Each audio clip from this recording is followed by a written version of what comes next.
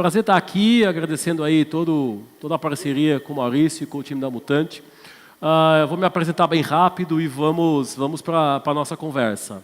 Professor da FIA, professor da IE Business School em Madrid, e tenho também o meu programa de rádio toda sexta-feira à noite na CBN, chamado CBN Profissional do Futuro. E o que é muito divertido é que no CBN Profissional do Futuro sou eu e a jornalista que escuta. Porque sexta-feira, 9h50 da noite, vamos combinar que está todo mundo ou já em casa com a família ou com os amigos na balada. E aí a CBN gostou tanto do programa que falou há uns 2, 3 meses atrás, Luiz, vamos mudar o horário? E eu fiquei entusiasmado. Eles passaram para as 10h10 da noite. Então sou mesmo a jornalista que escuta agora, porque o 10 da noite já estou dormindo também. Eu vou pular meio essa parte do que eu fiz, o que eu estudei, onde eu passei como aluno por Harvard, Stanford, que são 2 referências importantes, professor de várias faculdades no mundo ao longo dos últimos anos, e como profissional também em algumas empresas, eu me dedico hoje principalmente à consultoria na área de futuro, tendências e inovação. Então eu vou pular esse slide, que é o mais chato, e vou me apresentar com algumas características pessoais. A primeira são as minhas coleções. Eu tenho 93 pares de tênis, não uso sapato em nenhuma situação, e quanto mais formal são as reuniões, mais coloridos são os tênis, normalmente. Então, reunião de board, de companhia, apresentação muito estruturada, o tênis vira ou vermelho ou amarelo sempre. Faço coleção de imã de geladeira, estou pensando ou parar de colecionar imã de geladeira ou trocar a geladeira, está difícil arrumar espaço lá na geladeira em casa para colecionar os ímãs. Faço coleção de relógios e faço coleção de milhas. Eu tenho mais horas de voo que 2 amigas minhas aeromoças da Azul. Sempre que eu durmo deitado, eu estranho. No avião ainda não. Eles ainda não parcelam. Tênis e relógio você consegue não parcelar, mas no avião ainda não está dando. Eu estou até tentando comprar uma poltrona para colocar em casa, mas os caras não estão vendendo, que tá estranho a coisa. O meu Insta, enfim, está ali. Esse som está meio estranho. Eu não vou gritar como o Fábio, tá? Ele é mais entusiasta do som que eu.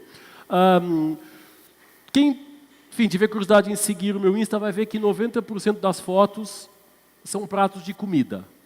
E me perguntam, cara, qual é o seu problema? Porque saiu um estudo nos Estados Unidos que fala que quem posta o que come tem um problema de afirmação. Eu tenho vários, mas esse não é um deles.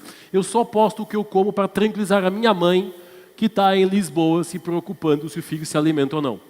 Apesar de ter passado os 40 anos já, vocês sabem que quando temos mãe, a mãe está sempre ali preocupada, então eu resolvo o problema colocando o que eu como, posto, e ela fica comentando às vezes. A família me acompanha nas minhas apresentações sempre. Meu filho foi o palestrante mais novo da história do TED. Ele fez um TED no Canguru comigo com 5 meses, dormiu no meio da apresentação, foi super divertido, porque eu tive que fazer uma parte da apresentação com um peso ali que não mexia, mas está se divertindo a experiência, principalmente porque todos os pontos que eu ganhei e que eu tenho ganho, todas as milhas que eu ganho nos planos de voo, eu jogo no múltiplos e transformo em fraldas. E ele consegue cagar mais rápido que eu consigo ganhar pontos. É uma coisa, ainda não estamos conseguindo equilibrar bem a dinâmica, mas eu tenho esperança que eu consiga fazer isso.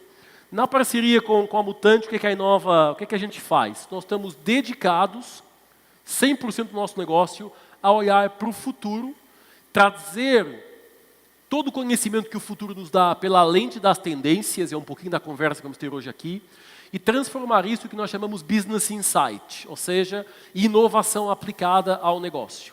Basicamente é o que fazer com o momento que estamos vivendo e como cada um de nós, na sua empresa, pode transformar esse conhecimento em algo mais aplicável. E a minha proposta aqui é hoje fazer uma reflexão para depois passarmos para uma segunda etapa e depois voltarmos aqui para trocar ideias sobre o momento que o mundo está vivendo e a importância desse momento. Acho que a primeira reflexão que nós temos todos que fazer é a velocidade em que tudo está acontecendo. O 2017 é um ano que está andando mais rápido do que os anos anteriores.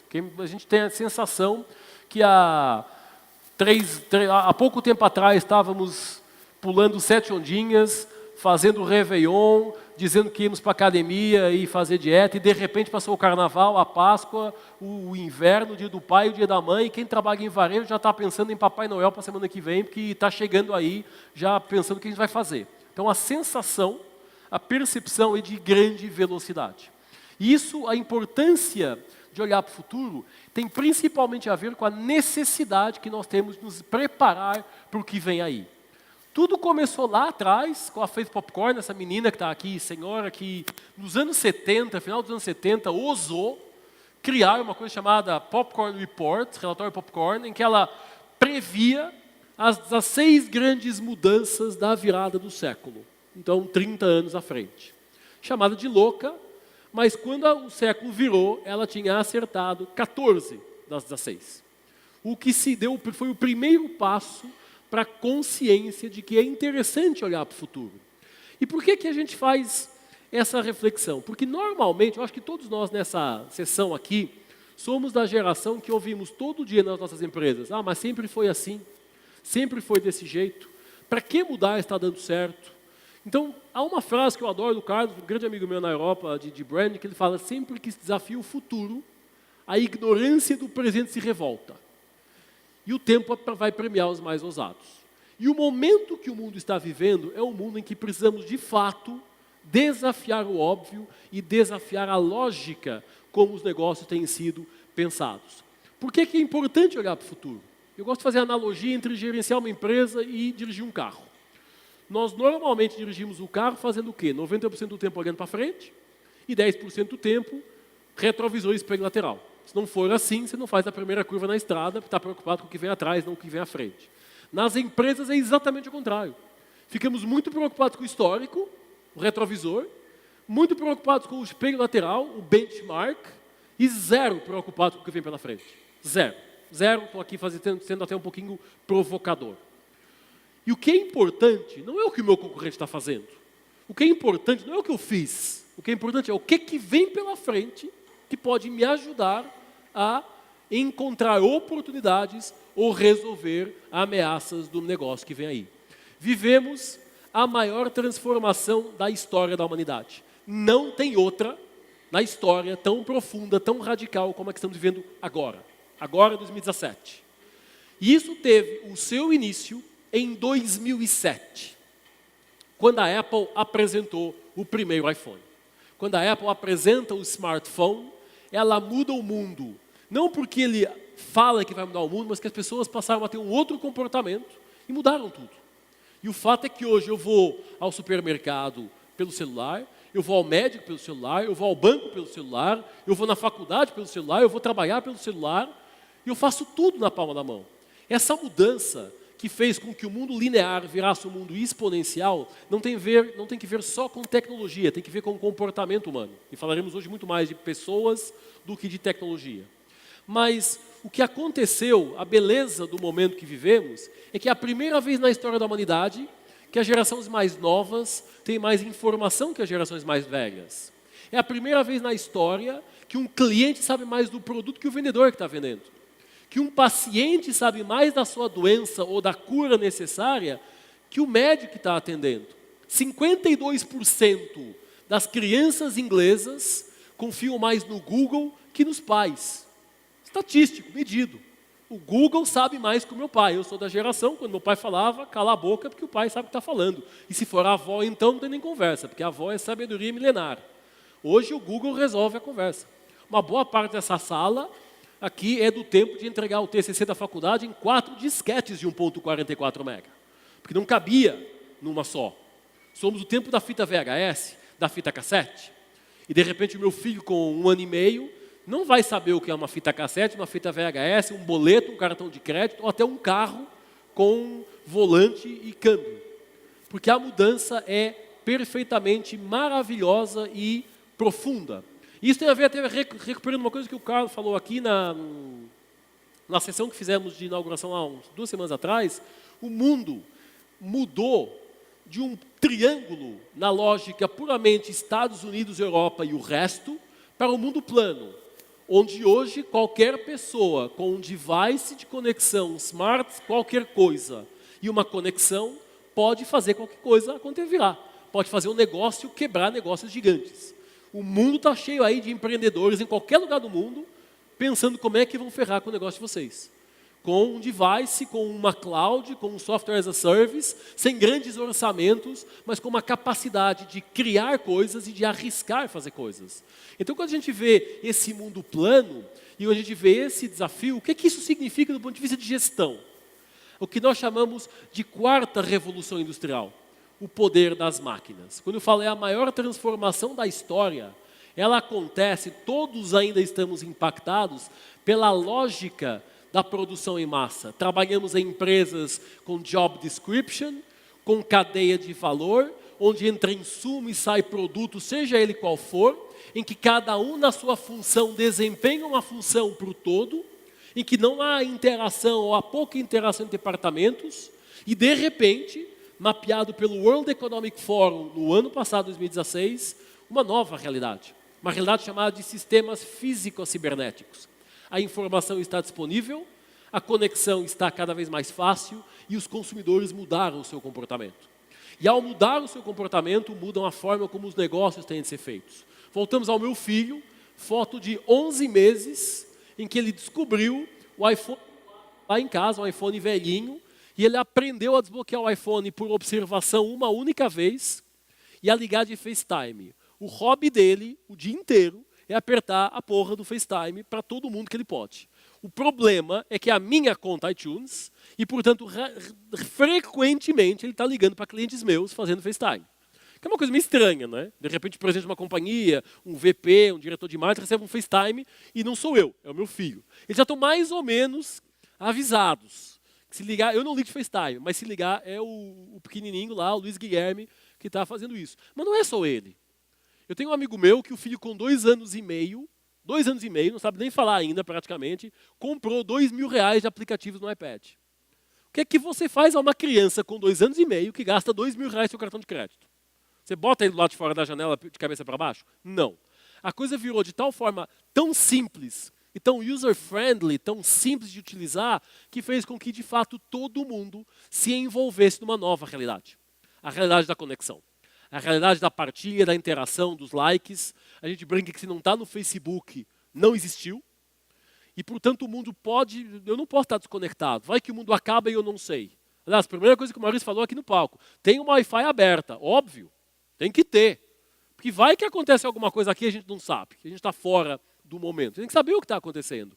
Então, essa beleza de transformação nos leva para uma reflexão, que é, estamos preparados ou não? E o que a gente tem que fazer para se preparar para essa realidade? E se olharmos nesse mapa aqui, o que acontece em 60 segundos, 1 minuto na internet, ficamos loucos. Porque em 1 minuto são 450 mil tweets, são 46 mil posts no Insta, são 4 milhões de views no YouTube, são 70 mil horas Netflix assistidas, são 990 mil likes ou dislikes no Tinder. Não é só gente solteira que está lá, não é possível. Por minuto. Num dia que tem 24 horas, na semana com 7 dias, no ano com 360, às vezes eu escuto, o mercado está muito parado. Eu olho para esse slide, que filme você não está vendo? Oi? Como o mercado está parado? Você talvez não esteja vendo o que está acontecendo.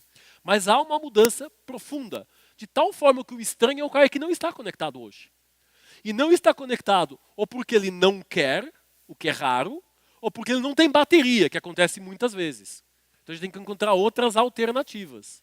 E esse momento nos leva a uma reflexão importante, até da lógica do comportamento. O www de World Wide Web mudou para www, what we want. E o que nós queremos está literalmente à distância de um clique. Qualquer coisa. E cada vez mais, essa vai ser a nossa realidade. Eu só uso esse slide, tem um amigo meu que há um tempo atrás ficou na piscina do condomínio digitando e 1 hora depois ficou assim, com aquela manchinha do celular, serviu de protetor solar. Mas, se a gente pensar bem, e hoje o objetivo é falar de comportamento, se a gente pensar bem, este é o nosso comportamento. A gente fica grudado permanentemente numa tela e por cada hora dobrado na tela são 20 quilos de peso no nosso pescoço. Se vocês olharem, muitas vezes tem que fazer até alongamento, puxar o ombro, porque ficou ali muito tempo dobrado. Aliás, há uma reflexão que é a geração que olha para baixo, porque estamos sempre assim. De tal forma que houve uma cidade na Alemanha que resolveu trocar o farol, o semáforo de pedestre, Em vez de estar ali, colocou no chão, mas ninguém morre atropelado, porque o cara chega, vê um LED piscando, fica parado, o LED vira de cor e ele atravessa.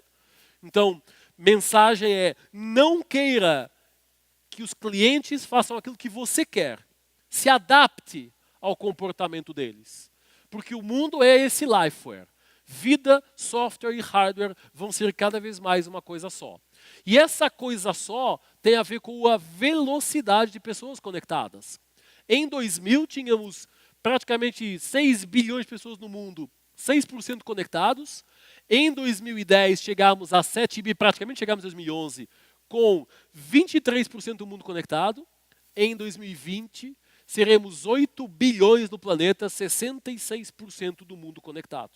O que significa, numa década, mais ou menos 3 bilhões de pessoas nesse mundo do what we want. Seja lá isso para validar no Booking uma viagem, para ver no TripAdvisor se vai ficar naquele hotel ou não, para ver no Reclame Aqui se a marca A ou se a marca B está entregando o que está prometendo, para perguntar para os amigos no grupo de Facebook, de Snapchat, do WhatsApp, se compra ou se não compra aquele produto, tirando da mão da empresa o poder de gestão. O poder passou para a mão dos consumidores. Se olharmos aqui muito rapidamente, a quantidade de pessoas conectadas, veremos que o Facebook é o país mais populoso do mundo, o segundo é o YouTube, o terceiro é a China, o quarto é o WhatsApp e o Facebook Messenger, e o quinto é a Índia.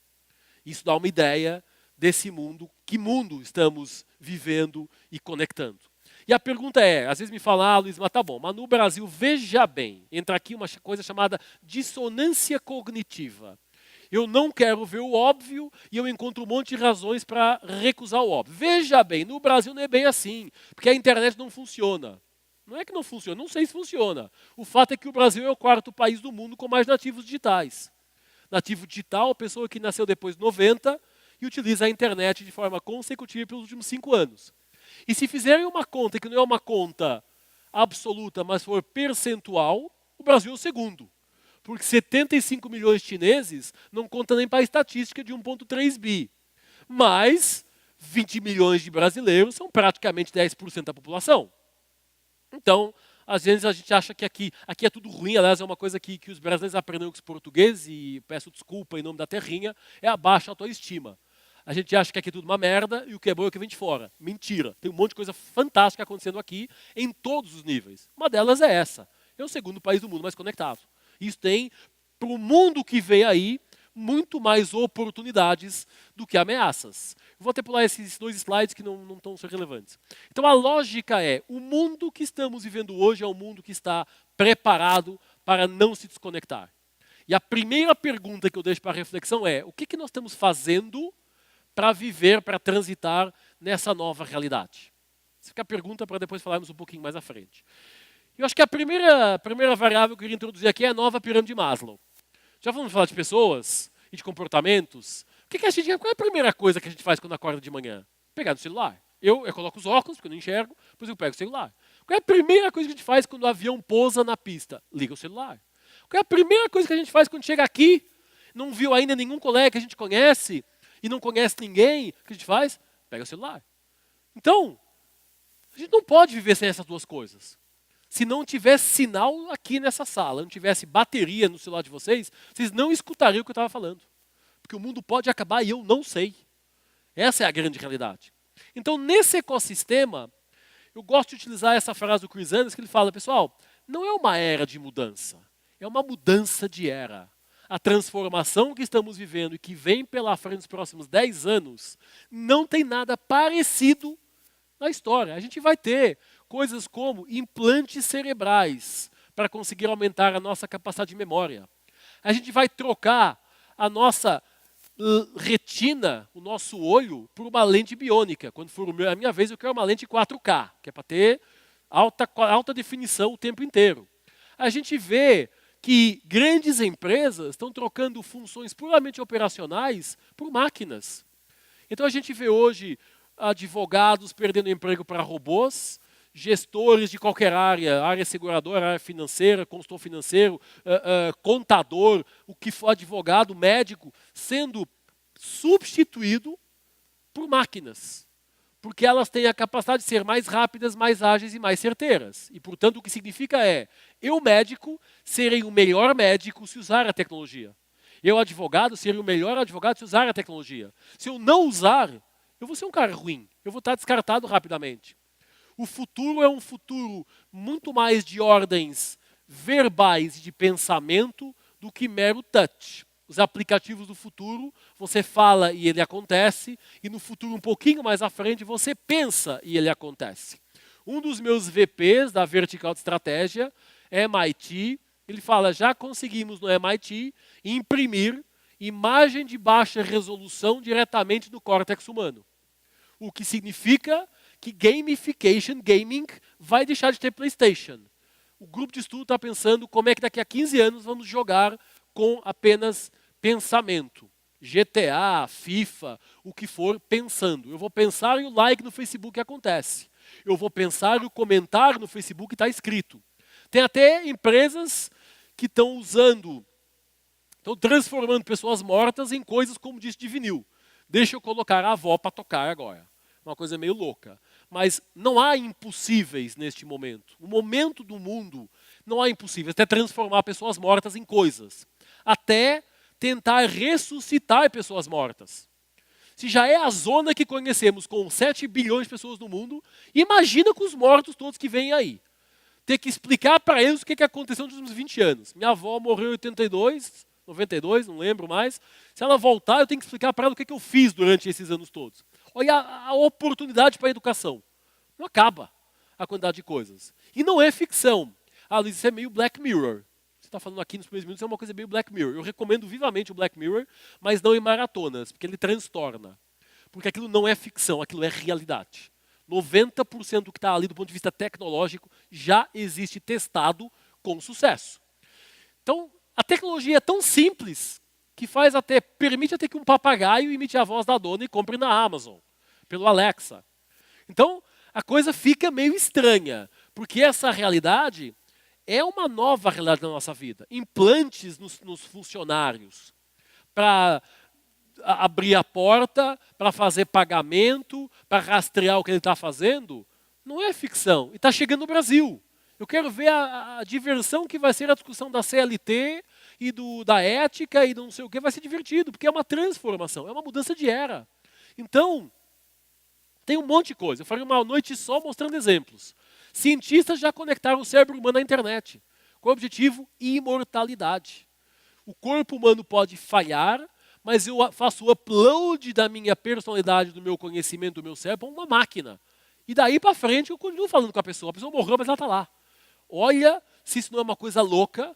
Até para nós, estamos aqui nessa sala, imagina para o comum dos mortais chegar amanhã na empresa, cara, teve um professor ontem que falou que os mortos vão ressuscitar. Vocês saem voando pela janela porque o chefe acha que vocês estão loucos.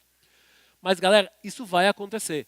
E lá em 2067, americanos acreditam que fazer sexo com robô vai ser comum. Até a profissão mais antiga do mundo está colocada em causa já pela evolução da tecnologia.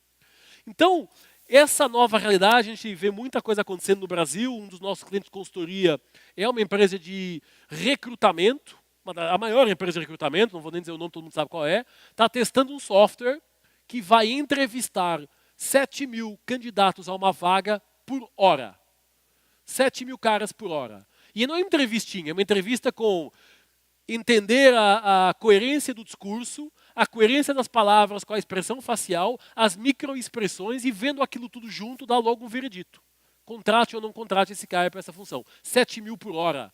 Não tem headhunter no mundo que vá ter emprego nos próximos anos, fazendo o que está fazendo exatamente da mesma forma. Então, vivemos um momento de transformação que o Stephen Hawking fala há 18 anos atrás, vai fazer já daqui a 3 meses, 18 anos que ele falou isso, é o século da complexidade. E eu acho isso muito bom, porque obriga a colocar em causa e a jogar no lixo as verdades absolutas. Segundo a PwC, o estudo Futuro do Trabalho, o que mais vai mudar a lógica dos negócios é a transformação, o breakthrough tecnológico. E isso tem 2 desafios. Conseguir lidar com a mudança e manter as pessoas atualizadas permanentemente. Na nossa Business School, nós discutimos se diploma de MBA não tem que ter prazo de validade. Porque conhecimento vence como vence qualquer outra coisa. Eu fiz um MBA em 2003. 100% que eu aprendi hoje não se aplica. 100%. 99% para não ser injusto com o outro professor. Então, tentando sistematizar a primeira parte da conversa. Quais são os 3 grandes eixos de mobilização do mundo que vivemos hoje?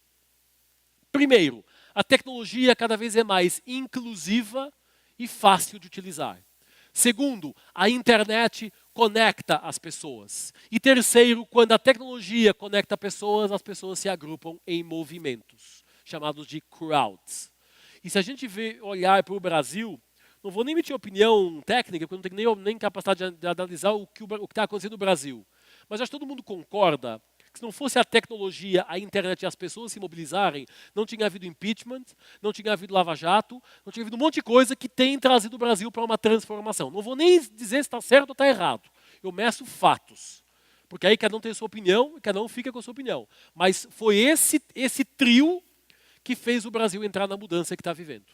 Veremos para a história, bem ou mal. Eu acho que bem, acho que algumas pessoas concordam nessa opinião minha, mas veremos o que vem pela frente. E se olharmos até com dados, quando a gente fala de futuro, os caras de futuro, os futuristas, os caras de tendências, os caras falam umas coisas, mas dados.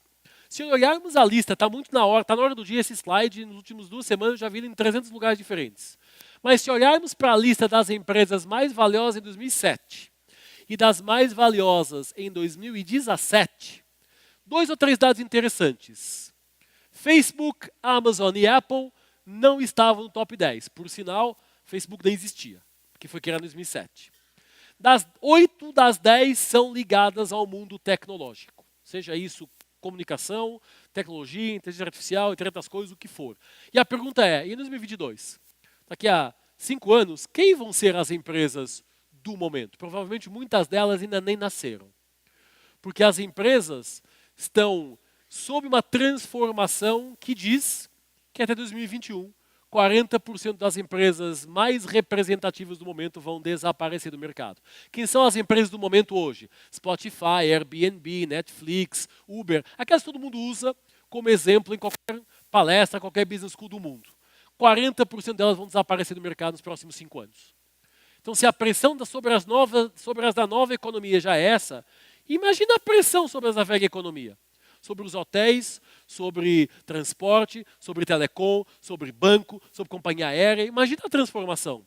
Aliás, eu adoro essa capa da Forbes. Há uns anos atrás, a Forbes fez a seguinte capa.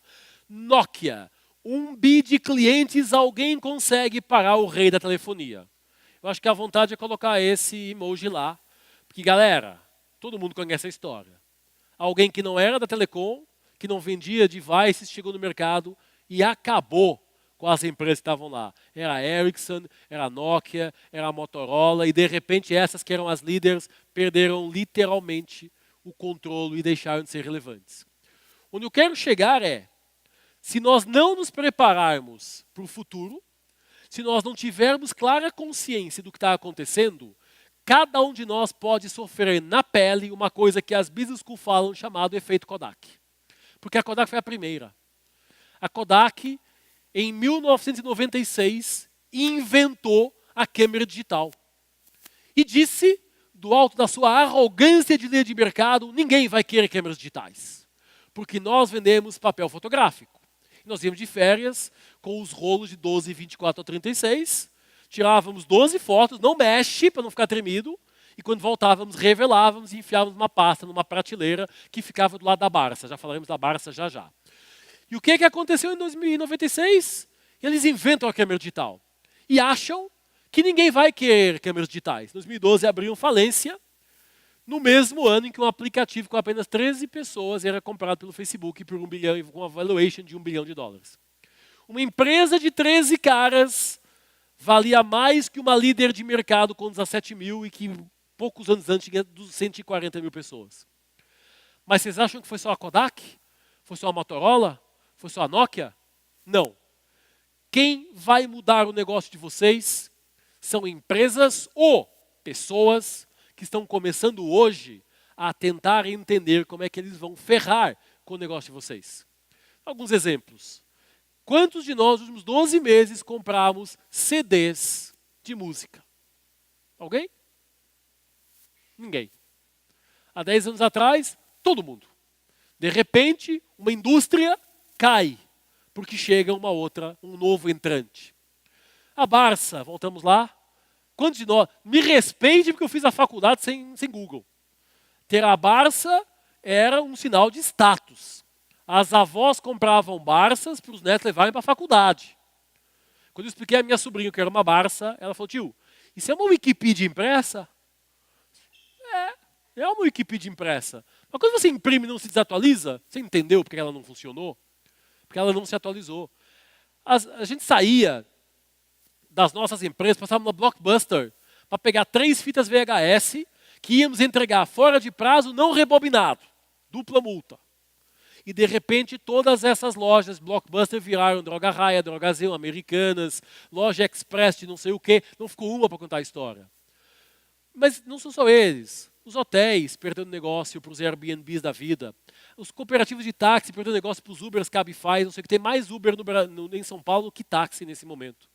Tem mais motorista de Uber que motorista de táxi. Eu vendi meu carro, ando de Uber. Estou pensando se vou comprar um carro ou não, mas eu não tenho carro, ando de Uber. All day. Aliás, o meu cartão de crédito é só Uber lá, eu devo ser acionista já, por quantidade de viagens que eu faço todo dia. Aliás, é interessante ver, quando a gente vê esse negócio aqui, a gente pensa, mas por que quando eu vejo os taxistas fazerem manifestação contra o Uber, eu me pergunto por que os Correios não fizeram manifestações contra o e-mail. Porque é a mesma lógica. Não mande e-mail, mande cartas. É tão absurdo como o que está aqui. Porque o que está acontecendo é que tem um conjunto de novos movimentos mudando a regra do jogo. Mas a pergunta que eu faço é, por que a Barça não fez a Barciopídia? Por que o Hilton, ou quem for, o Tivoli, o que for, não fez o Hilton B&B? Por que as cooperativas de táxi não fizeram a Cooper Uber? Por quê? Por que a Kodak não fez o movimento? Por que a Nokia não fez o movimento? Por que as empresas estabelecidas no mercado, muitas vezes líderes, deixam que novos entrantes mudem a regra do jogo? Chamamos isso na Inova de quarta lei de Newton. Há 3, conhecidas há mais uma, que se chama princípio da estabilidade regular. E diz, um corpo em repouso continuará em repouso se a cama estiver quentinha. E no final do dia, pessoal, os nossos negócios, cada um de nós está na sua cama quentinha. Como gestores, líderes, temos obrigação de criar desconforto, não é insegurança, desconforto das pessoas. Porque os novos entrantes no mercado não têm cama, não têm puff, não têm sofá, não têm nada a perder. Então os caras vêm e mudam mesmo a regra do jogo. E as empresas estabelecidas não mudam, por quê? Porque a cultura da empresa não deixa. Porque o rolo compressor consome vocês 24 horas por dia e não tem tempo de parar para pensar e propor coisas diferentes. Porque quando pensamos em uma coisa diferente, alguém fala, cara, mas isso não é para a gente. Nós não somos a Apple, nós não somos o Airbnb, não temos orçamento. Sempre foi assim. Você não é pago para pensar coisas fora da caixa. Execute o que foi contratado. Isso todo mundo sabe que acontece regularmente. E a questão aqui é de adaptabilidade. Quem vai sobreviver no mercado, as empresas profissionais do futuro, são aqueles que melhor se adaptam à nova realidade. São aqueles que vão fazer o que eu chamo de upgrade. Upgrade primeiro mental, de mindset, e depois comportamental, e depois atitudinal, que vão fazer alguma coisa para responder a essas oportunidades. Então, eu acho que o sentimento que nós temos todos no momento que o mundo vive é esse. Nós estamos aqui. A gente olha para trás e vê fita VHS, fita cassete, cartão de crédito, TV aberta, e de repente, chips implantáveis, empresas ressuscitando mortos, implante cerebral, um monte de coisa acontecendo. Como assim? Em 2 anos, de 2015 para cá, inteligência artificial, deep learning, computação cognitiva, entrando de forma radical em todos os negócios. Em 2 anos, não é em 20. Então a gente vive um momento interessante. E a próxima década é de grandes desafios. De grandes desafios, primeiro, tecnológicos, a chegada de de forma massificada impressoras 3D, inteligência artificial, internet das coisas, tudo que tem a ver com Big Data, cloud, e um conjunto de coisas que nos leva lá a uma discussão até que ponto vai chegar a quinta revolução industrial na próxima década, a chamada singularidade. Já está alguns passos aí, quando nós dependemos da nossa vida de smartphone, de pulseira, de óculos, de relógios inteligentes, e onde daqui a meia dúzia de anos, 6, 7, 8, 10 anos, isso vai passar a fazer parte do nosso corpo implantado. Então vemos aqui algumas novas realidades. E talvez uma segunda reflexão da noite. O mundo que a gente conhece está desaparecendo. É uma virada de página para a chegada de um mundo novo, que nós também conhecemos, nós também sabemos isso. O que nós temos grande dificuldade é em fazer a coexistência desses dois mundos. Porque de repente tem uma empresa que fala, eu quero ser uma empresa altamente inovadora, mas não recebe e-mails com mais 2 mega. Isso acontece. Eu quero ser uma empresa altamente inovadora, mas ninguém pode usar a rede social no horário comercial, porque aqui é para trabalhar. Como se a rede social não fosse um ponto de contato importantíssimo na relação com o nosso consumidor. Não, eu quero ser uma empresa inovadora, mas 100% compliance. Não proponha nada e não pense nada fora do compliance. Eu não estou emitindo isso como crítica, mas como reflexão. Porque para fazer esse movimento para lá, temos que abandonar algumas verdades absolutas que nos orientaram durante muitos anos nas empresas e também na educação. A gente vê que a educação é talvez uma das profissões mais conservadoras do mundo. Porque a gente entra, quando eu cheguei na FIA, em 2013, houve um grupo de alunos que me perguntou, professor, precisamos usar a BNT para fazer o TCC final? E eu falei, cara, eu não sei o que é a BNT, eu não quero saber, eu tenho raiva de quem sabe. Então, não gaste tempo, não gaste 3 dias colocando um documento hierarquial 12 em espaçamento e meio, gaste 3 dias com o bom senso da formatação para me dizer se esse conteúdo é relevante ou não, ou é mais do mesmo. Então, se eu pegasse alguém congelado no século XVIII e descongelasse ele hoje, ele via tudo diferente no mundo, menos uma coisa. Sala de aula é a mesma coisa do século XVIII. Um detentor aparente de toda a verdade, enfiando goela abaixo a informação e cumpra o TCC e na prova mande aquilo que eu mandei fazer e não tem conversa. Competência técnica, pura. Quando o que a gente precisa mais hoje são de pessoas com capacidade de resolver problemas complexos, porque a transformação é profunda, com pensamento crítico, colocando em causa, será que é assim? Ou podemos ter outra perspectiva? E com uma dimensão criativa. Criativa na perspectiva de entender o ecossistema, entender as mudanças e tomar decisões. E propor coisas. Mudar a regra do jogo. Não vejo nenhuma faculdade, tirando aqui a nossa Mutante University e a Inova, que é a nossa, se preocupar com isso. Está todo mundo preocupado com a BNT. Se o ponto e a vírgula é aquilo ou não, e se você falou, como eu oriento trabalho sobre o futuro, vocês imaginam que não tem muita bibliografia sobre o futuro. Tem pouca, e o que tem é muito recente. Então você vai para uma academia, tem alguns alunos da FIA, eu quero fazer uma coisa sobre o futuro. Você olha, vai comprar uma briga, porque não tem bibliografia. E o teu orientador vai encher o teu saco, porque você não tem bibliografia. Então veja que briga você quer comprar, com o seu orientador ou comigo. Se você quiser fazer sobre o futuro, o papo é outra conversa.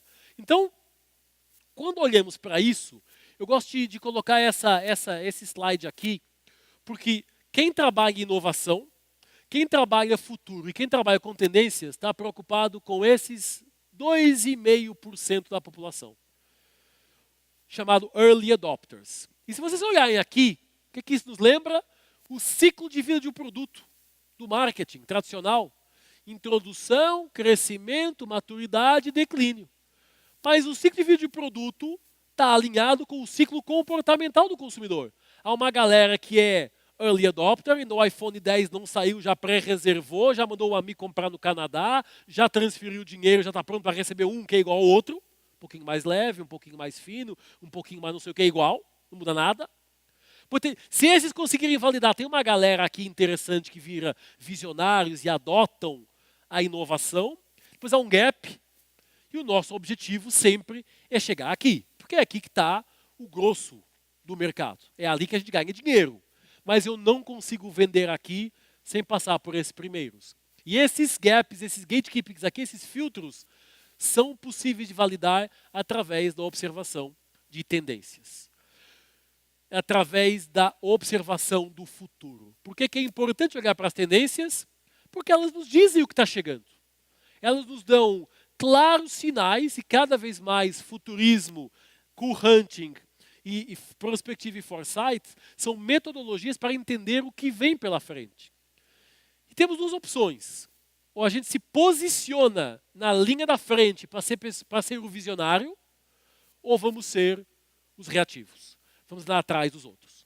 Vou mostrar o caso da Amazon e por que a Amazon é o case que é. A Amazon lá atrás, 20 anos atrás, entendeu que viria uma coisa chamada e-commerce, porque a internet estava chegando. Mas ela não ficou só ali, ela rapidamente fez um movimento para cloud. É uma das clouds mais fiáveis do mundo, é a cloud da Amazon. Já fez um movimento para os devices. Aliás, a Amazon começou a ganhar dinheiro com o Kindle. Foi o Kindle que virou o negócio da Amazon de vermelho para verde, de forma geral. E hoje, quem conhece, quem vê o que é um back-office de gestão da Amazon, aquilo é robótica do princípio ao fim. Então, a empresa se transforma, o colaborador se transforma, cada um de nós se transforma de forma permanente. E as trends, as tendências, são um filtro importante para entender o que vem aí. O que é uma tendência? Definição supra os vários níveis.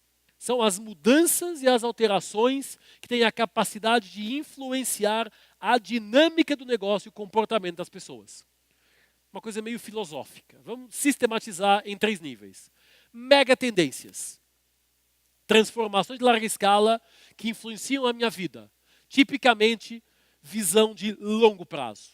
Exemplos: envelhecimento, alteração demográfica, ambiente, conectividade, genética, robótica, são mega trends. São coisas que eu não consigo fazer muito com elas, mas elas me influenciam radicalmente. Segundo nível, que é tendência comportamental. As pessoas ajustam o seu comportamento em função das mega trends. Vou falar hoje de uma, que é ecossustentabilidade, que é até o drive para a nossa experiência, e depois voltarmos aqui para conversar com a chefe que vai dividir o palco hoje comigo, que é o seguinte: em função das mudanças, as pessoas ajustam o seu comportamento. Tem um caso, um restaurante começou a ter muitas reclamações de comida fria. A comida chegava na mesa, ficava fria. E o chefe estava louco porque não sabia o que estava acontecendo. Trouxeram um time de consultoria, botaram umas câmeras para filmar o restaurante e viram uma coisa muito simples. É que o prato chega na mesa e a pessoa levava de 2 a 5 minutos para se desconectar para começar a comer. E nesses 2 a 5 minutos o prato esfria. Não é o prato que está frio, é o comportamento da pessoa que mudou. E isso obriga ao quê? A que a empresa, no caso o restaurante, mude a sua forma de atuar. Então, se eu entendo que, por exemplo, envelhecimento é uma mega tendência, que as pessoas estão trabalhando até mais tarde, eu peguei mais tarde na idade, eu peguei no outro dia uma motorista de Uber, com 69 anos, a dona Yara, a avózinha, eu sentei, ela olhou para mim: moço, calma comigo, que é o meu primeiro dia. Totozinho aqui, aquele cabelinho apanhado, um chile nas costas, um Samsung Galaxy SX, ainda com aquele adesivo colado que ele não tirou, e um carro novo zerado com 70 quilômetros. Dona Yara, me explique o que está acontecendo aqui. Ela falou: olha, eu estou aposentada há 4 anos, estou me sentindo burra em casa, peguei uma graninha que eu tinha, comprei um carro e vim ser Uber. Mas por quê? Para conversar com pessoas, para conhecer pessoas. Ela xingava o Waze. O Waze manda virar à direita, virava à esquerda. É uma zona. Mas que beleza como a tecnologia e a transformação de repente recupera uma pessoa de 70 anos que na geração dos meus pais estava velha e acabada, e ela volta ao ecossistema, feliz da vida. Ficamos mais meia hora conversando na porta de casa, porque eu queria saber qual era a motivação, qual é o drive. E ela falou: não, tá fácil usar a conexão. Eu já entendo de Waze, não sou tão burra assim. Isso não é do meu tempo, mas eu entendo. E o que é legal de ver é que essas duas influenciam a forma como as empresas funcionam. Então já começamos por jogar no lixo 3 coisas que as empresas gostam muito de valorizar: objetivos, prazos e orçamentos. Está chegando o orçamento agora, todo mundo louco fazer o orçamento, que todo mundo sabe que é bullshit, porque papel aceita tudo. Só que de repente muda alguma coisa E a gente sabe que o orçamento não é atingido, fica acima ou fica abaixo, que o objetivo fica acima ou fica abaixo, que o prazo fica acima ou fica abaixo. 100% dos business plans que eu conheço em 3 continentes, em 8 países onde eu passei, nunca foram cumpridos a regra do que estava no papel. Por quê? Porque o mundo é dinâmico. E quanto mais o mundo é dinâmico, mais é o desafio de cada um de nós, como empresários, gestores, profissionais, se adaptar a esse dinamismo. E a única forma de fazer isso em sã consciência, para não cometermos suicídio coletivo, para não ficar todo mundo louco, é usar esse slide para criar o quê? Insights. Ideias de transformação das trends em algo aplicável. 100% dos nossos clientes de consultoria no Brasil, 100% são muitos, cresceram esse ano mais de 2 dígitos. Todos. Por quê? Porque começaram a adotar uma nova abordagem de trabalho. Da empresa de startup à mega corporation. Todas que passaram a entender que se olharem para as tendências tem insight de negócio e que esse insight de negócio tem maior capacidade de ter sucesso, é uma outra conversa. Mas precisamos aqui também separar o que é onda de moda de tendência. Porque muitas empresas estão preocupadas com as ondas. O que é uma onda? Yogoberry. O que é uma onda? Paleta mexicana. O que é uma onda? Crocs. Entraram e saíram na mesma velocidade. E o nosso objetivo aqui não é discutir ondas, porque essas entram e saem. Tem empresas que vivem de ondas, ok, mas a perenidade está colocada em causa. O que são as modas? A próprio nome indica, algo que daqui a X tempo sai de moda, sai de utilização. E o que é a tendência? A mudança perene. A capacidade de mapear o padrão de comportamento, o padrão de alteração que consegue ajudar a tomar melhores decisões. Quando vemos isso, e pegando aqui o meu querido amigo Carl, ele dizia, ele criou a metodologia de Q-Hunting há 30 anos atrás, e cara, se eu conseguir observar as pessoas, eu vejo comportamentos. E aqui eu gosto de usar uma expressão que é ser humano. Cada um de nós nessa sala é, por definição, esquizofrênico e mentiroso. Então não perguntem nada.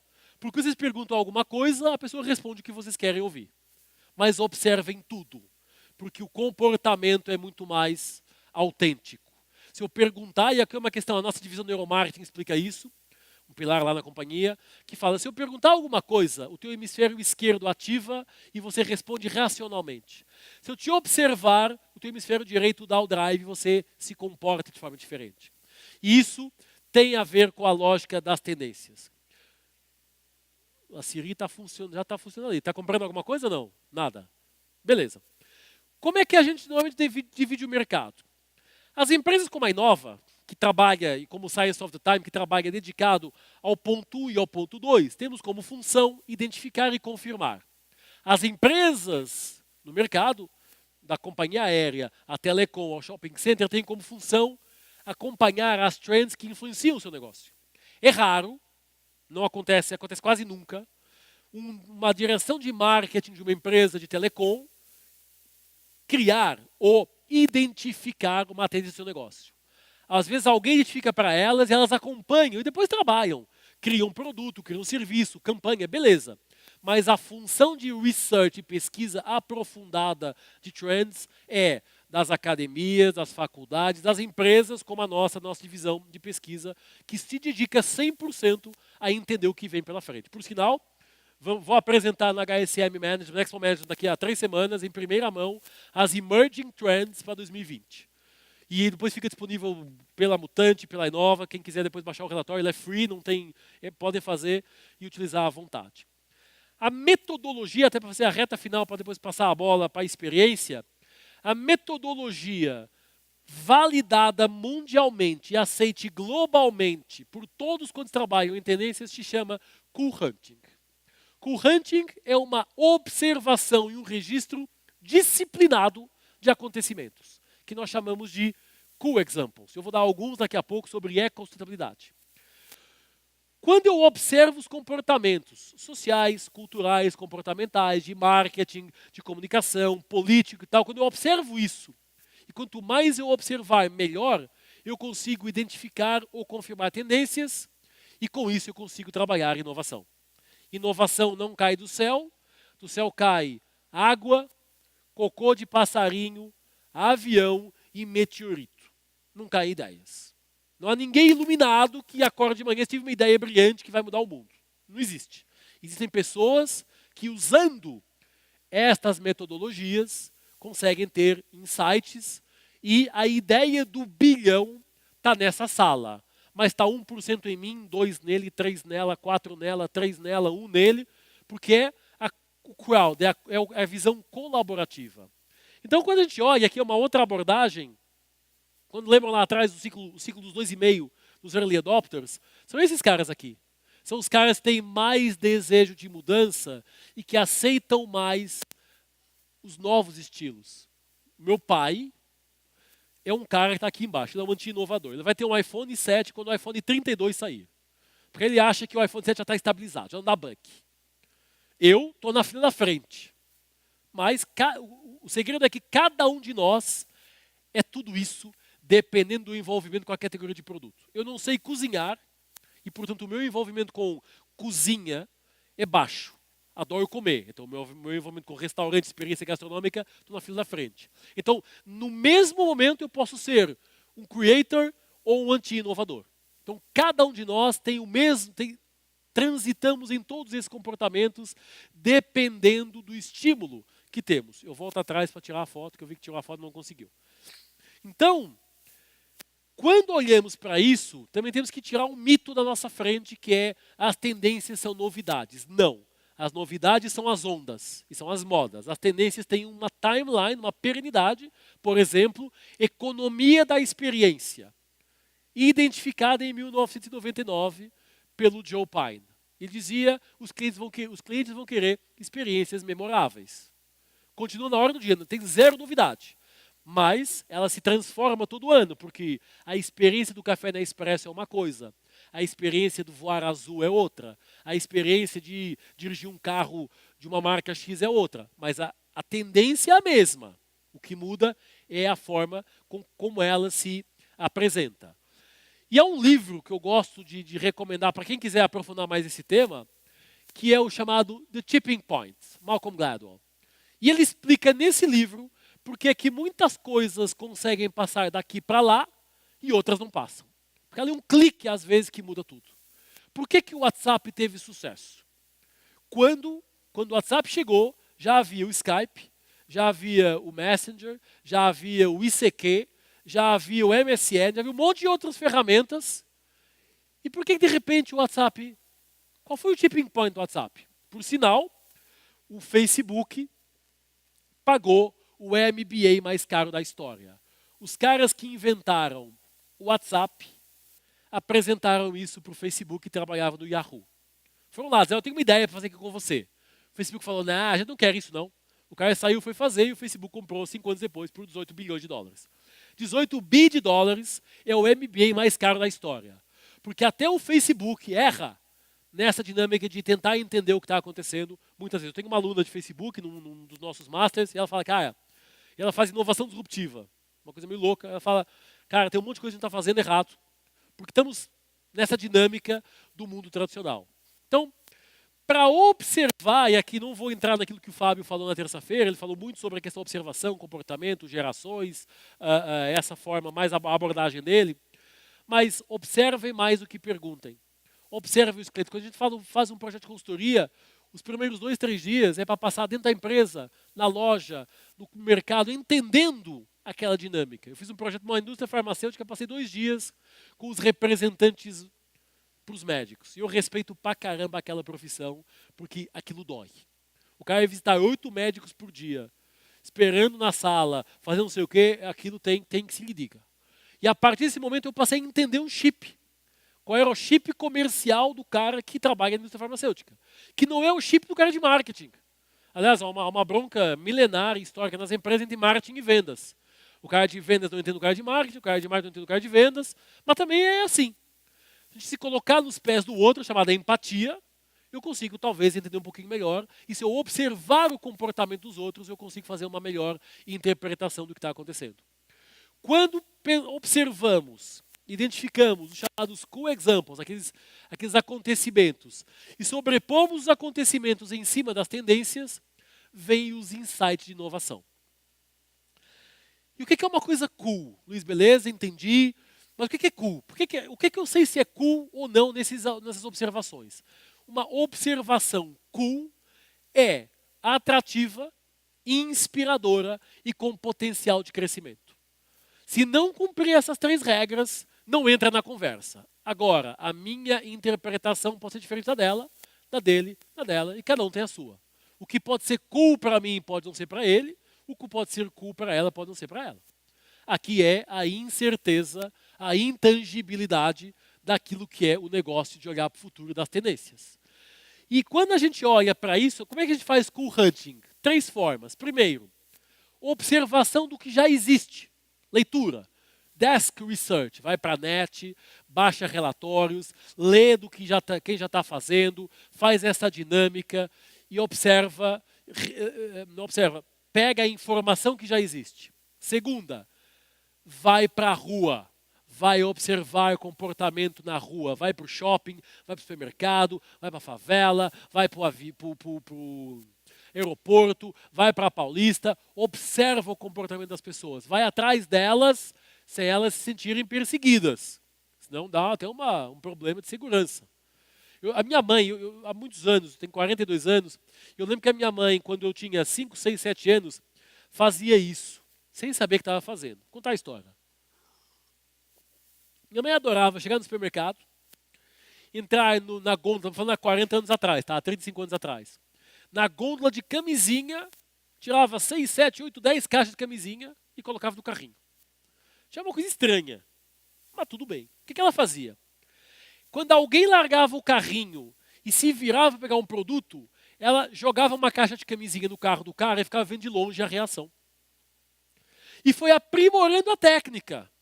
Porque começou a jogar caixa de camisinha em carros de pessoas cujo perfil estereótipo, casais mais velhos, pessoas idosas, com filhos, onde há 35 anos atrás não era a massificação como é hoje, por uma questão de saúde. E ela ficava olhando de longe, ela ficava, mãe, não, escala e olha, vê a reação. E era muito legal. Não estou nem propondo que façam isso, tá? Mas é legal ver a reação das pessoas sem perguntar nada. É a segunda forma e, por sinal, a mais interessante. A terceira é trabalhar em cima de Big Data, de predições matemáticas, que começa agora com a inteligência artificial a poder ser feito. Não vou entrar no detalhe de cada uma delas, mas vou tentar sistematizar aqui com algumas reflexões. A galera de marketing inventou os 4 Ps. A galera de inovação inventou os 3 Is. Só para encher o saco. Que é o quê? Eu tenho que identificar o movimento, eu tenho que interpretar o que ele significa e eu tenho que implementar isso de alguma forma. Porque o mundo está cheio de ideias maravilhosas na gaveta. Empreendedores de secretária, de mesa, tem zilhões. A questão é, o que você faz com isso? Então, os 3 Is também direcionam um pouquinho ao nosso pensamento. Vou deixar algumas fontes de tendências. São aquelas que nós, na Inova, recomendamos, além da gente, obviamente, mas os nossos concorrentes bons, porque temos concorrentes ruins. Alguns são nossos parceiros, Burros é nosso parceiro, a Science of the Time é nosso parceiro, mas tem aqui um monte de sites. Se vocês investirem meia hora amanhã para transitar nesses sites e se registrarem nas newsletters, tem informação para os próximos 2 anos, nem se preocupar mais com isso. Que vão receber todo dia informação no e-mail de vocês. Se quiserem aprofundar um pouquinho mais, todas têm relatórios gratuitos, relatórios pagos, relatórios de tudo e mais alguma coisa. Então, informação não falta. O que falta é a consciência das empresas em que isso é importante. E o modelo de pensamento, o que chamamos na Inova de Trends Innovation, das tendências para a inovação, é dizer, pega toda a informação que existe no mercado, acadêmica, PhD, livro, jornal, revista, o que já existe, desenvolve observação de tendências e constrói um entendimento chamado articulação de insights. Há várias formas de fazer isso.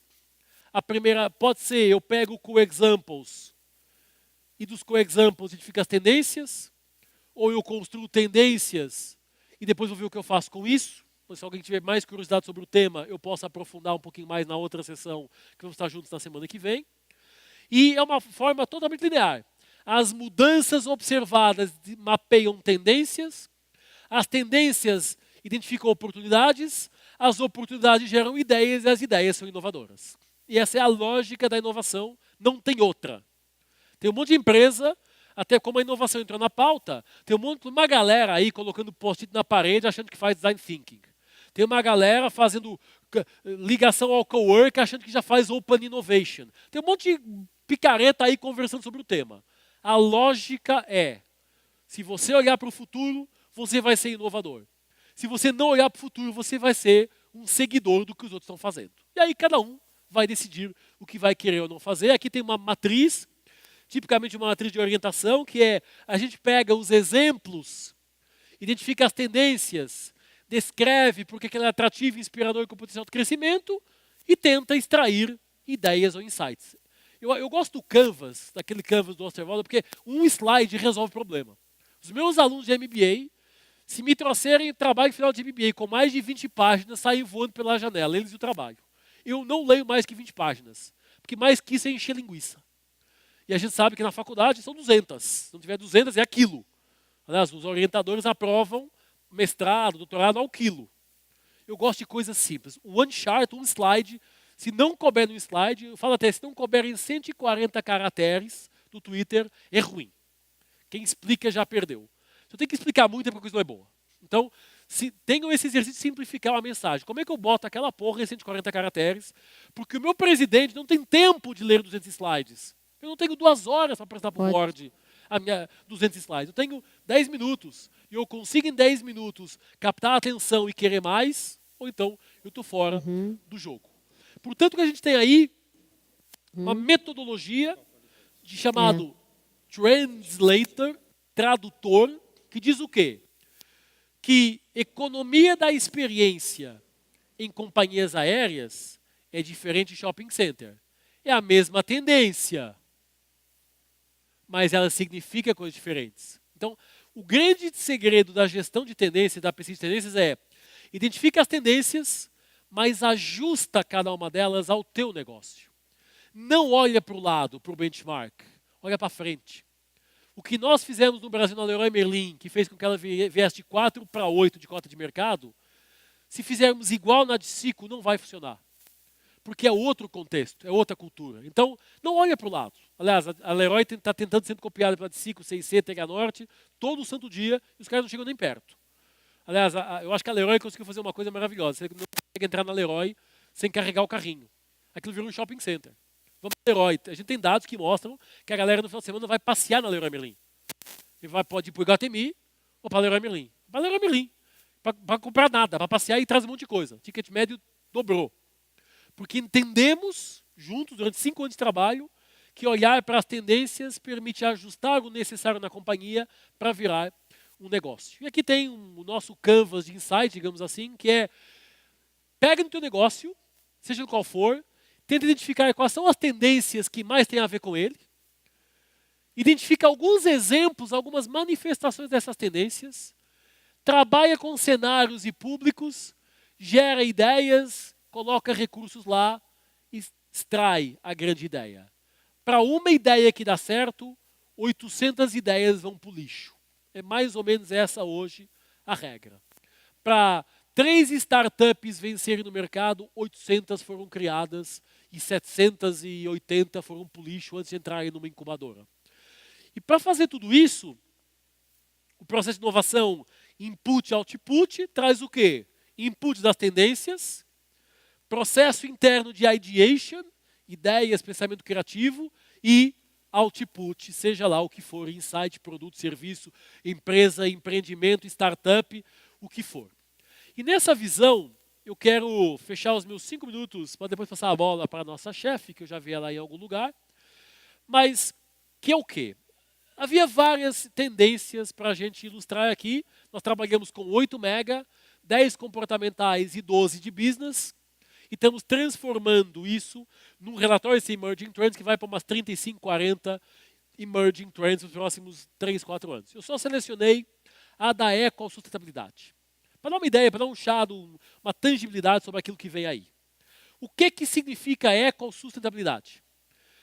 o comportamento crescente, a preocupação crescente das pessoas com o planeta.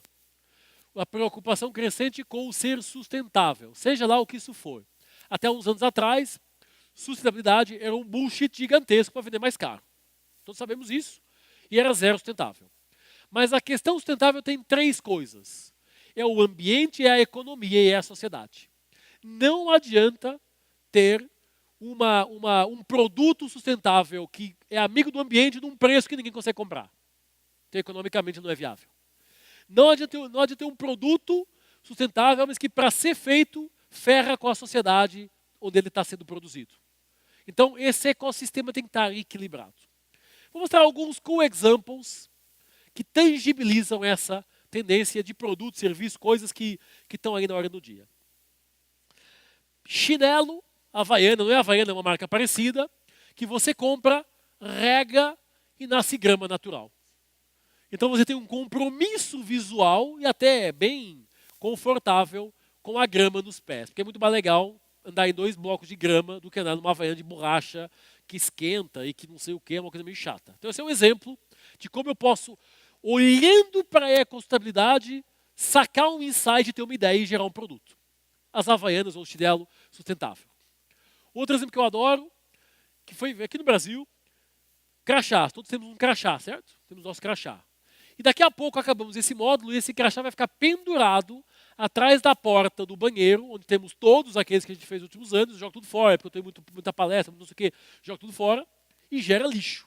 Tem uma galera que inventou, esse foi o meu caso na virada empreendedora, um crachá chamado papel semente, que você planta ele depois. Na verdade, o meu era rúcula.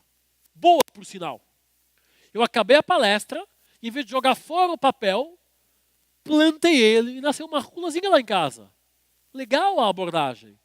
Legal a forma de trazer a ecosustentabilidade para uma nova realidade de mercado. Temos a Water Pebble. A Water Pebble é um device que você joga no duche e ela vai medindo a água que você gasta no banho. Ela está verde, a água vai batendo e quando ela mede a quantidade de água, ela passa para amarelo para dar um sinal e quando você já estourou tudo, ela vai para vermelho. Aliás, a galera da Water Pebble quer fazer até um device que vai esquentando a água. Você fica debaixo do duche, ela vai esquentando a água, até você não conseguir ficar ali debaixo para não gastar tanta água. O Water Pebble é outro produto, um device inspirado na questão sustentável. Temos o EcoFont. EcoFont é uma fonte gratuita que é vazada dentro e que economiza 45% do toner de uma impressora quando é impresso o papel, sem penalizar a visibilidade. Não vejo nenhuma empresa, vejo todo mundo usar o Times New Roman, a BNT, o Times New Roman, o Arial, não usa o EcoFont. Coisas simples, que podem contribuir para um mundo mais interessante. Esse é um tapete muito legal, um tapete banho, que se alimenta, tapete vivo, que se alimenta das gotas de água que caem quando você sai do banho. Então, se o tapete morrer, você não está tomando banho, ou é porco, ou não está em casa. São 2 opções. Então, o exemplo, para que ter um tapete borracha, se eu posso ter uma coisa, um ser vivo ali que se alimenta, que muda de cor, que cresce, super legal. Até e mais caro, que eu vendo mais caro. Vou vender 30%, 40% acima do preço. Temos uma técnica de construção usando garrafa PET ou garrafa de vidro, tem as 2 opções, para construir prédios e paredes mais sustentável e, curiosamente, isolando melhor som e temperatura do que o concreto ou o cimento tradicional. Isso está sendo usado muito em África, porque, obviamente, os caras tiveram que ser inovadores, porque não tem tanto recurso disponível como os outros continentes. Temos esse exemplo da Roca, uma peça de banheiro em que a água de lavar a mão, escovar o dente, fica no depósito para descarga. Por que a descarga da privada tem que ser água limpa? Não pode ser uma água reaproveitada de lavar a mão, escovar dente. Serve rigorosamente a mesma coisa. Então, uma peça integrada em que a água de lavar a mão, escovar o dente, etc., fica para o depósito para fazer a descarga. Ideias simples que funcionam inspiradas pelas tendências. Tem aqui 2 casos que eu adoro. Primeiro, a ligação com a Natura, porque eu tenho alguns alunos de MBA que são os engenheiros de embalagem da Natura. E o Sou é um excelente exemplo, mas o que eu gosto mais é o Bosta em lata. O Bosta em lata é adubo E o cara que criou esse produto, alguém falou, cara, você é tão bom vendedor que você até vende bosta em lata. E o cara criou a bosta em lata, e na verdade é bosta em lata. É adubo para o agronegócio. Bosta em lata, maravilhoso. Ecológico, diferenciador, branded, com propósito, tudo a ver com o que a gente está falando nesse primeiro curso. Exemplos que não acabam, bolsas, mochilas, com placas solares para utilizar a energia, carregar o celular, carregar o computador. A Tesla, que é um excelente exemplo, esse é um que eu peguei no outro dia na Paulista, a Tesla está mudando o mercado, já mudou, porque, por exemplo, a Ford já liberou free no mercado todas as patentes de carros elétricos dela, dizendo, se eu quero mudar o mundo, eu tenho que dar as patentes, quem quiser fazer carro elétrico com a patente Ford, faça. Então, já mudou. Nós fechamos agora na Europa um projeto para os próximos 30 anos de mobilidade da Volkswagen, e a Volkswagen vai lançar de 300 a 400 carros elétricos nos próximos anos. A Volvo já anunciou que a partir de 2018 acaba a venda de carro diesel na Europa, e a China proíbe, a partir de 2019, acho eu, carros que não sejam elétricos naquele mercado, que é só o maior mercado do mundo. Então, se você quiser vender lá, não vai vender carro tradicional, vai vender carro elétrico. Tem o TREADS, um movimento que pega o plástico dos oceanos para transformar em roupa, e, portanto, camiseta, polo, tênis, o que for. E eu adoro esses, que é em Amsterdã, no aeroporto de Schiphol. Se você quiser carregar o seu celular, senta na bike e pedala. 1 minuto pedalando, 1% carregado. Não tem mais esse papo furado de que eu vou gerar energia para você consumir. Quer consumir? Faça a sua própria energia, porque não tem energia para todo mundo. Então, cuidado, se viajarem para a Europa e não tiverem bateria, vão ter que pedalar ali para fazer isso acontecer. Então, para fechar, uma mensagem que, de certa forma, arruma aqui a nossa conversa. A primeira conversa, vamos ter 2 juntos, essa é a semana que vem, mas uma conversa que fala, a tecnologia, ela vai ser commodity. Todo mundo vai ter impressoras 3D, todo mundo vai ter IoT, todo mundo vai ter Big Data, todo mundo vai ter inteligência artificial, todo mundo vai ter computação cognitiva. O desafio é como é que as pessoas se vão arrumar para essa nova realidade, para esse novo ecossistema. Eu acho que a dimensão emocional é sempre mais interessante, porque é aquela que nos diferencia da concorrência. Se eu pegar nos salões de beleza todos do mercado, o que você tem que mais aqui no mercado? Tem, vamos falar do cabeleireiro, da marca do shampoo, do produto, da última tecnologia. Salão de beleza, é onde você entra feio e sai bonito. Essa é a dinâmica, essa é a dimensão. Então, acho que fica como inspiração, e vou deixar mais 2 convites, essa primeira palavra, essa primeira fala juntos. Queria convidar vocês para o nosso website da consultoria, inovaconsulting.com.br, onde vocês encontram na aba de download 190 documentos gratuitos, eu não peço nem nome nem e-mail, nada, sobre esses temas. Futuro, tendência e inovação. Baixem, imprimam, usem, copiem, utilizem, enviem para os amigos, fiquem à vontade. E se quiserem ir um pouquinho mais a fundo, tem uma coisa chamada equação do futuro. E a equação do futuro, vocês apertam lá o botão, calcula aqui, eu só pergunto categoria de produto. Não pergunto e-mail, nem pergunto nome. Só quer saber a categoria de produto. Você vai ser convidado, pode baixar o relatório, 90 páginas, vai ser convidado a dar notas nessa fórmula matemática. É a primeira vez que uma empresa de consultoria coloca uma fórmula matemática para medir futuro, para medir intangibilidades. Vocês são convidados a avaliar 8 megatendências, 10 comportamentais, 23 shifts tecnológicos e 8 variáveis de cultura de inovação em nota e peso de 1 a 4. 1, não conheço, não utilizo. 4, conheço e utilizo. No final dá um número. Não precisam calcular nada, só preenchem e fazem no final o download do PDF com as notas. No final dá um número, que é o número do quanto vocês estão preparados para o futuro. Se vocês estiverem abaixo de 1.5, vocês são Walking Dead. E, portanto, pessoal, cuidado, porque o Walking Dead sabe o que aconteceu. Se estiverem de 1.6 a 2.7, são Teletubbies. Coloridos, pulam e tal, mas não mudam a história da humanidade. Se tiverem de 2.8 a 3.4, são Jetsons. Já estão usando e fazendo coisas acontecer. tiverem mais de 3,5, são transformers, entre aspas, ou mentirosos, que é uma opção também.